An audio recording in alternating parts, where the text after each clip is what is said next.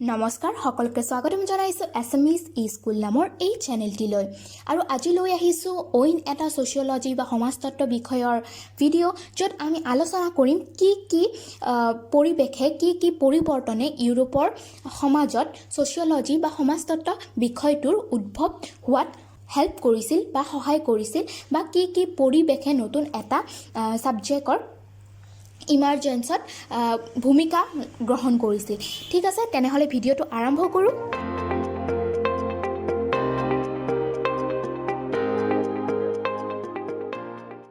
ইয়াৰ কাৰণে প্ৰথমে আমি জানিব লাগিব এনলাইটেনমেণ্ট পিৰিয়ডৰ বিষয়ে। এনলাইটেনমেণ্ট পিৰিয়ড কি? এনলাইটেনমেণ্ট পিৰিয়ড হৈছে চেতনাৰে উদ্বুদ্ধ হোৱা সময়। ঠিক আছে, যিটো সময়ত মানুহবিলাকে নতুন চেতনাৰে উদ্বুদ্ধ হৈছিল বা নৱজাগৰণে দেখা দিছিল, যিটো সময়ত ইউৰোপৰ সমাজত সাংঘাতিক পৰিৱৰ্তনে দেখা দিছিল। আৰু এই পৰিৱৰ্তন আছিল সামাজিক, অৰ্থনৈতিক তথা ৰাজনৈতিক, যাৰ ফলত ইউৰোপৰ সমাজ একেবাৰে পৰিৱৰ্তিত হৈ পৰিছিল। মানুহবোৰে নতুন চেতনা পাইছিল বা নতুন চেতনাৰে উদ্বুদ্ধিত হৈ পৰিছিল। সেয়ে ইয়াক চেতনাৰ যুগ বা নৱজাগৰণৰ যুগ বুলি কোৱা হয়। ঠিক আছে, যিটো সময়ত যিটো কালত যিখিনি কালছোৱাত নতুন চেতনা বা নৱজাগৰণে দেখা দিছিল, সেইখিনি যুগক চেতনাৰ যুগ বা নৱজাগৰণৰ যুগ বুলি কোৱা হয়। এই নৱজাগৰণ আছিল বাণিজ্যিক বিপ্লৱ, ফ্ৰেঞ্চ বিপ্লৱ, বৈজ্ঞানিক বিপ্লৱ এক্সেট্ৰা। ঠিক আছে, এই বিপ্লৱবিলাকে এই ৰিভলিউশ্যনবিলাকে বিভিন্ন ধৰণৰ পৰিৱৰ্তন আনিছিল ইউৰোপত। ঠিক আছে, ইউৰোপৰ যি আগৰ পৰম্পৰাগত ছ'চাইটি আছিল, সমাজ আছিল, তাৰ বহুত পৰিৱৰ্তন আনি দিছিল এনে নৱজাগৰণে বা নতুন চিন্তাধাৰাই। ঠিক আছে, আৰু ইয়াৰ ফলত ইউৰোপৰ সামন্তবাদী চিন্তাৰ পৰিৱৰ্তন ঘটিছিল। আগতে ইউৰোপৰ সমাজৰ চিন্তাটো কি আছিল? সামন্তবাদী চিন্তা আছিল আৰু বা ফিউডেল ছ'চাইটি বুলি কয়, ফিউডেল চিন্তাধাৰা আছিল, আৰু এইটো একেবাৰে পৰিৱৰ্তন হৈ গৈছিল। আৰু এইখিনি ভালকৈ বুজিবলৈ আমি প্ৰথমে জানি লওঁ ইউৰোপৰ সমাজখন কেনেকুৱা আছিল। মানে এই যে সামন্তবাদী বা ফিউডেল ছ'চাইটি বুলি ক'লোঁ, এই ফিউডেল ছ'চাইটি কেনেকুৱা আছিল সেইটো আমি জানি লৈছোঁ প্ৰথমে। ঠিক আছে, ইউৰোপৰ পৰম্পৰাগত যোনটো ব্যৱস্থা আছিল সেইটো আছিল ভূমি ব্যৱস্থা বা কৃষি ব্যৱস্থা। মানুহখিনিয়ে বেছিভাগ ভূমি ব্যৱস্থা বা কৃষি ব্যৱস্থাৰ ওপৰত নিৰ্ভৰশীল আছিল। ঠিক আছে, আৰু অৰ্থনীতিৰ মেইন ভিত্তি আছিল ভূমি ব্যৱস্থা বা কৃষি ব্যৱস্থা।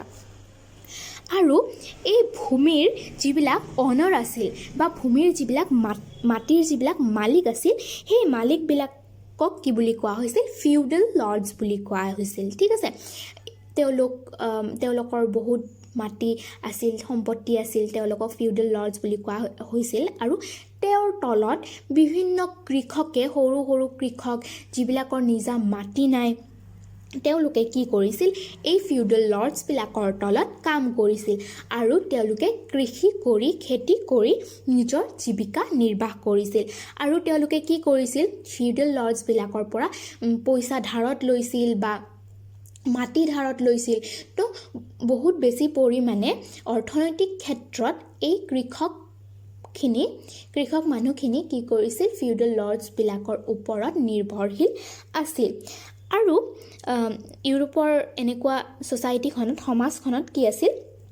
ধৰ্মীয় পৰম্পৰাবিলাক মানে বহুত সক্ৰিয় আছিল, বহুত এক্টিভ আছিল। ঠিক আছে, মানুহে ধৰ্মৰ ওপৰত বিশ্বাস কৰিছিল। আৰু যিবিলাক ধৰ্মীয় প্ৰধান ব্যক্তি আছে, ধৰ্মৰ প্ৰধান ব্যক্তি বুলি ক'লে যিবিলাক হেড থাকে, যেনে আমাৰ হিন্দু ধৰ্মৰ এনেকুৱা হেড নাই, কিন্তু খ্ৰীষ্টান ধৰ্মৰ ক্ষেত্ৰত কিছুমান হেড থাকে, যেনে ফাদাৰ্ছ বুলি যিবিলাকক কয়, বা পোপ থাকে। তো এইবিলাক ধৰ্মীয় হেড বা প্ৰধান হয়। আৰু মানুহখিনিয়ে এই ধৰ্মীয় হেডখিনিক বা প্ৰধানখিনিক বহুত বিশ্বাস কৰিছিল আৰু তেওঁলোকৰ গাঁৱৰ প্ৰধান ব্যক্তি বুলি ধৰিছিল। আৰু এই ধৰ্মীয় প্ৰধানসকলে যি কথা কয় সেইবিলাক তেওঁলোকে আখৰে আখৰে ফ'ল' কৰিবলৈ চেষ্টা কৰিছিল। আৰু এই ধৰ্মীয় প্ৰধানসকলেই ডিচাইড কৰিছিল যে কোনটো শুদ্ধ, কোনটো অশুদ্ধ, এইবিলাক বিচাৰ কৰিছিল। যদিহে এজন ধৰ্মীয় প্ৰধানে কয় যে এইটো ভাল, এইটো কৰাটো শুদ্ধ, তেনেহ'লে মানুহবিলাকে সেইটো অনুসৰণ কৰিছিল। আৰু কিবা ভুল কৰিলে বা কিছুমান অধৰ্মী কাম কৰিলে বা এনেকুৱা অশুদ্ধ কাম কৰিলে সেইবিলাকৰ বিচাৰো ধৰ্মীয় প্ৰধানবিলাকে কৰিছিল। আৰু ইউৰোপৰ এই সমাজত মনাৰ্কি আছিল, অৰ্থাৎ ৰজাৰ ৰাজত্ব আছিল। ঠিক আছে, আৰু এই যে ৰজাই ৰাজত্ব কৰিছিল, এই ৰজাজন আছিল মানে সকলোতকৈ ক্ষমতাশালী। ঠিক আছে, আৰু এনেকুৱা গণ্য কৰা হৈছিল যে তেওঁক ভগৱানে এই মানুহখিনিক কি কৰিবলৈ, মানুহখিনিৰ ওপৰত ৰাজত্ব কৰিবলৈ সকলো ক্ষমতা দি পঠাইছে বুলি গণ্য কৰা হৈছিল। ঠিক আছে, কিন্তু বিভিন্ন বৈপ্লৱিক কাৰ্যকলাপে ইউৰোপৰ পৰম্পৰাগত ব্যৱস্থাক প্ৰশ্ন কৰিছিল। এই যে বিভিন্ন ধৰণৰ বিপ্লৱে দেখা দিলে, কমাৰ্চিয়েল বিপ্লৱ মানে বাণিজ্যিক বিপ্লৱ বা চাইণ্টিফিক বিপ্লৱ বা বৈজ্ঞানিক বিপ্লৱ, এইবিলাক যে বিপ্লৱ হ'ল, ফ্ৰেঞ্চ ৰিভলিউশ্যন বা ফ্ৰান্সৰ যিবিলাক বিপ্লৱ হ'ল, এইবিলাক বিপ্লৱে এই যে পৰম্পৰাগত ব্যৱস্থাটো আছে, কৃষকসকলে ফিউডেল লৰ্ডছৰ তলত চলিব লাগে বা ধৰ্মীয় পোপবিলাকৰ কথা মানিব লাগে, ফাদাৰ্ছবিলাকৰ কথা মানিব লাগে, বা ৰজাই সকলোতকৈ ডাঙৰ, সকলোতকৈ ক্ষমতাশালী, তেওঁলোকৰ কথা মতেই চলিব সকলো, এনেকুৱা যিবিলাক মানে আছিল মনোভাৱ আছিল, এইবিলাক মনোভাৱ কিছু পৰিৱৰ্তন হৈছিল। এইবিলাক মনোভাৱৰ কিছু পৰিৱৰ্তনে দেখা দিছিল আৰু মানুহবিলাকে বিভিন্ন প্ৰশ্ন কৰিব ধৰিছিল এই পৰম্পৰাগত ব্যৱস্থা। আৰু ইয়াৰ ফলত নৱজাগৰণৰ সৃষ্টি হৈছিল। ঠিক আছে, আৰু এই নৱজাগৰণে আৰু নতুন কিছু পৰিৱৰ্তন বা এইবিলাকৰ চেঞ্জেছ হোৱাটো আশা কৰিছিল। আৰু সেই সময়তে গণতান্ত্ৰিক চিন্তাধাৰাই মানুহক প্ৰভাৱিত কৰিছিল। সেই সময়ত গণতান্ত্ৰিক দেশবিলাক মানে হোৱা নাছিল তেতিয়া ফৰ্মেশ্যন। ঠিক আছে, তো তেতিয়া নতুনকৈ গণতান্ত্ৰিক চিন্তাধাৰাবিলাকে মানুহক প্ৰভাৱিত কৰিছিল যে গণতন্ত্ৰ বা মানুহৰ দ্বাৰা চলোৱা এখন যদি ৰাষ্ট্ৰ হয় কেনেকুৱা হ'ব। তো সেইবিলাক চিন্তাধাৰা মানুহৰ আহিছিল তেতিয়া, কাৰণ তেতিয়া বিভিন্ন ধৰণৰ চাইণ্টিফিক বৈজ্ঞানিক বিপ্লৱ আহিছিল আৰু সেইবিলাকে নতুন নতুন চিন্তাধাৰাৰ সৃষ্টি কৰিছিল মানুহৰ মনত।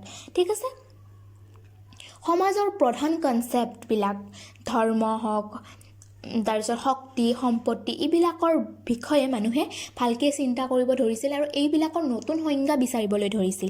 ঠিক আছে, সমাজৰ প্ৰত্যেকটো বৰ্গৰ লোকৰ ওপৰত প্ৰভাৱ পেলাইছিল। আৰু এই যে চেঞ্জেছ আছিল, এই চেঞ্জেছটো এনেকুৱা নহয় যে এটা এইজৰ মানুহকহে খালি 18 বছৰৰ পৰা 25 বছৰৰ ভিতৰৰ মানে যুৱ প্ৰজন্মক কৰিছে বা বয়সীয়ালক কৰিছে, এনেকুৱা নহয়।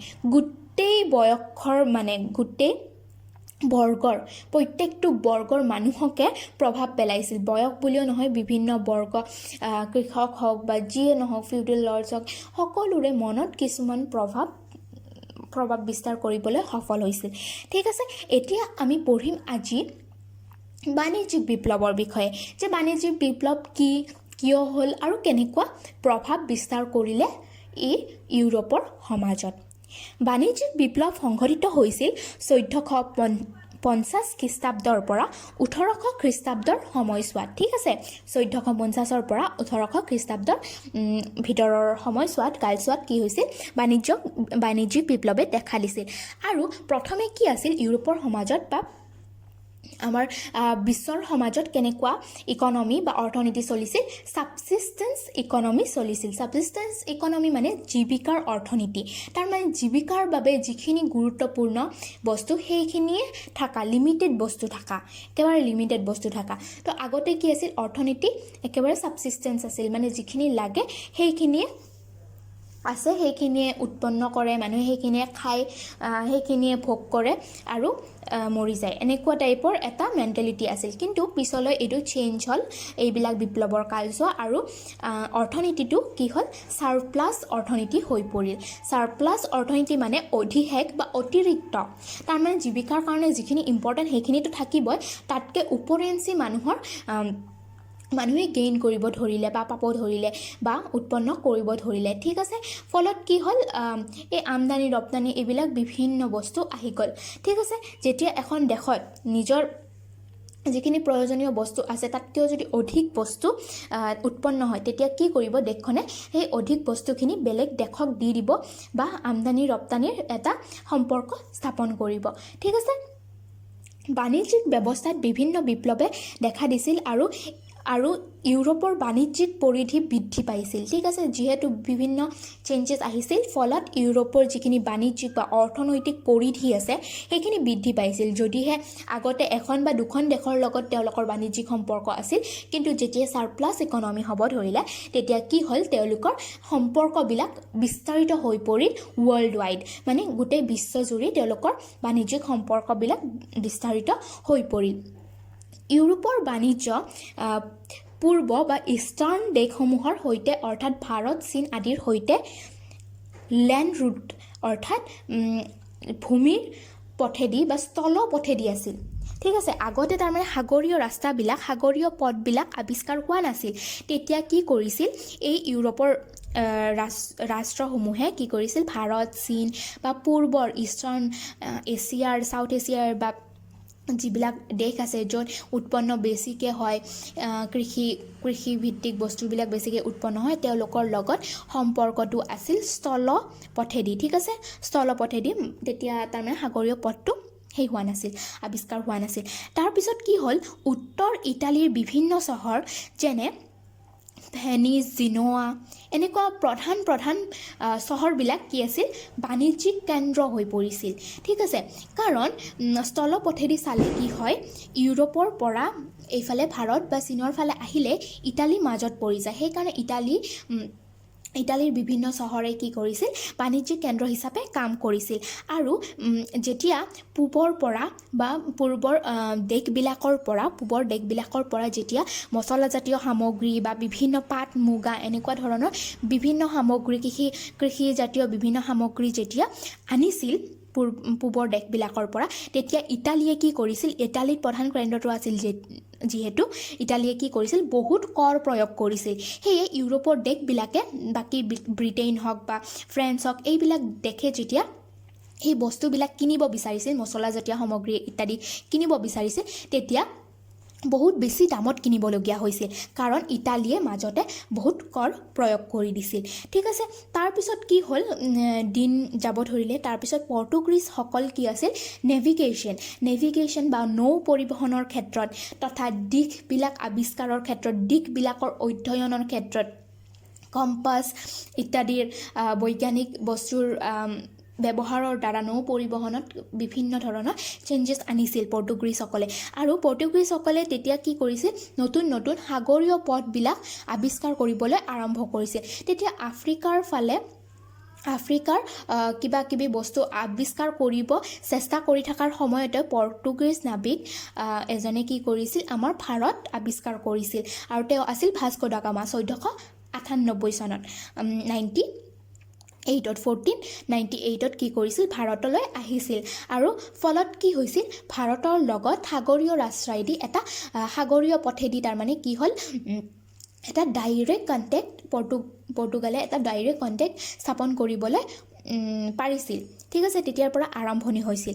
তাৰপিছত স্পেইনেও এইটো কৰিব বিচাৰিছিল, স্পেইনেও ভাৰতলৈ আহিব চেষ্টা কৰিছিল সাগৰীয় পথেদি, কিন্তু কি হ'ল, স্পেইনৰ কলম্বাছে কি কৰিছিল, ভাৰত আৱিষ্কাৰ কৰিবলৈ আহোঁতে ভুলতে কি হ'ল, আমেৰিকা আৱিষ্কাৰ হৈ গ'ল। ঠিক আছে, তাৰপিছত আমেৰিকা যেতিয়া যাই পালে, তেতিয়া স্পেইনে আমেৰিকাৰ বিভিন্ন ঠাইত নিজৰ ৰাজত্ব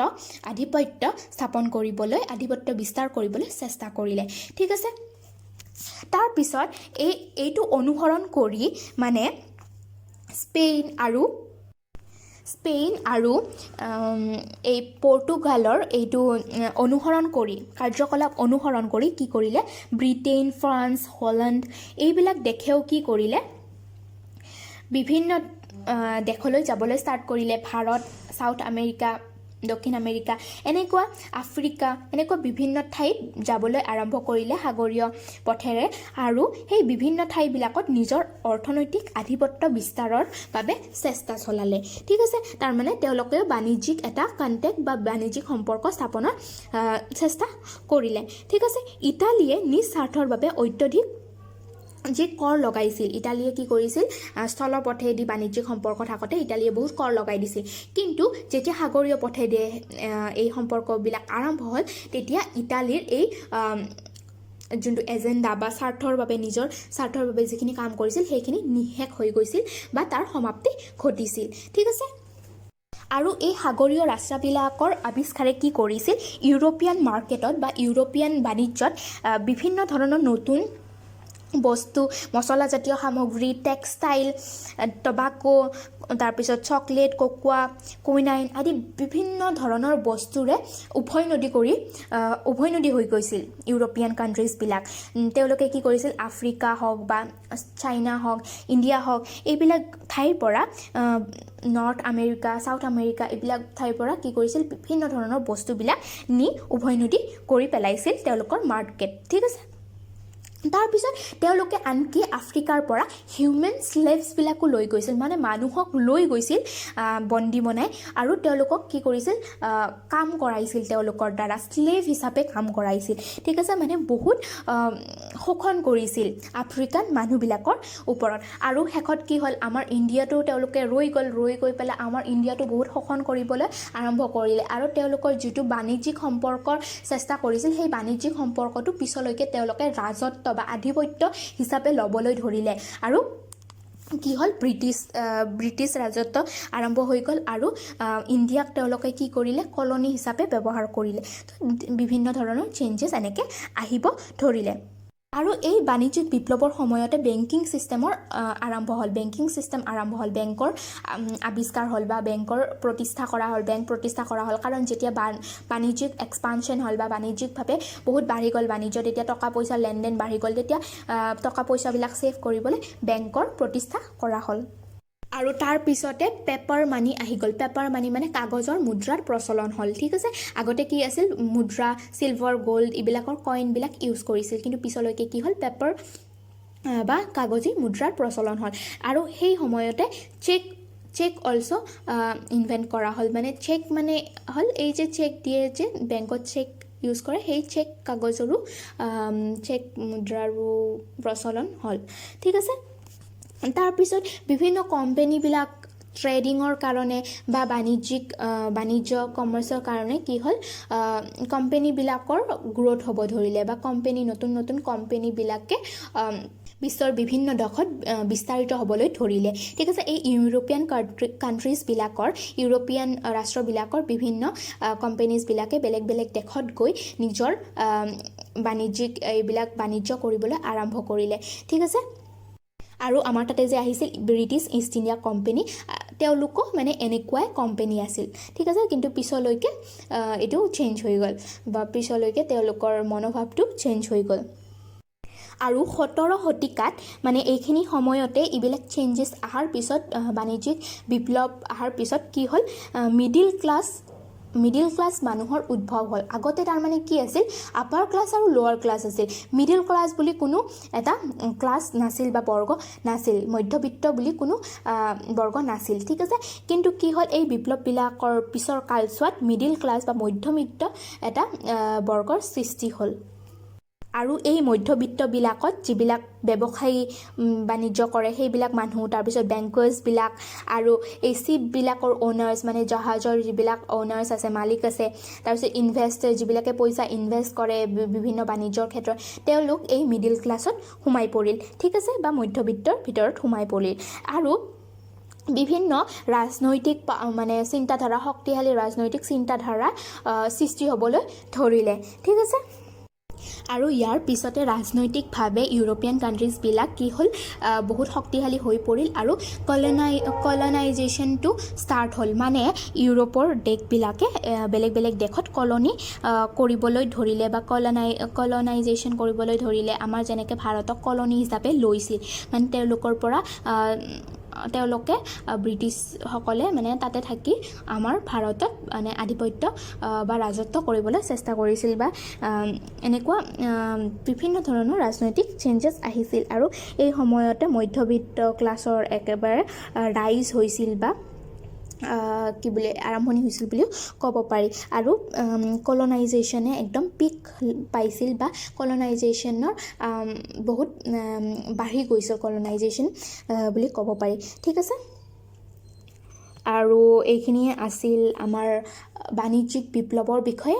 তো আমি গম পালোঁ যে বাণিজ্যিক বিপ্লৱ হোৱাৰ কাৰণে বিভিন্ন চেঞ্জেছ আহিল বাণিজ্যত, আৰু এই বাণিজ্যৰ চেঞ্জেছে বিভিন্ন ৰাজনৈতিক চেঞ্জেছ আহিল, আৰু বিভিন্ন ৰাষ্ট্ৰবিলাক ইউৰোপৰ আণ্ডাৰত গুচি গ'ল, বা ইউৰোপে বিভিন্ন ৰাষ্ট্ৰবিলাকত কি কৰিলে, নিজৰ আধিপত্য বিস্তাৰ কৰিলে। বাণিজ্যিকভাৱে হওক, ৰাজনৈতিকভাৱে হওক, অৰ্থনৈতিকভাৱে হওক, সকলো ফালেৰে তেওঁলোকে বিভিন্ন দেশৰ ওপৰত ৰাজত্ব কৰিলে। ঠিক আছে, ইয়াৰ পিছত আমি পঢ়িম চাইণ্টিফিক ৰিভলিউশ্যন বা বৈজ্ঞানিক বিপ্লৱ আৰু ফ্ৰেঞ্চ ৰিভলিউশ্যনৰ বিষয়ে। ভিডিঅ'টো চাই থকাৰ বাবে থেংক ইউ, আৰু যদিহে ভাল লাগিছে তেনেহ'লে লাইক, শ্বেয়াৰ আৰু ছাবস্ক্ৰাইব কৰিবা। Bye bye.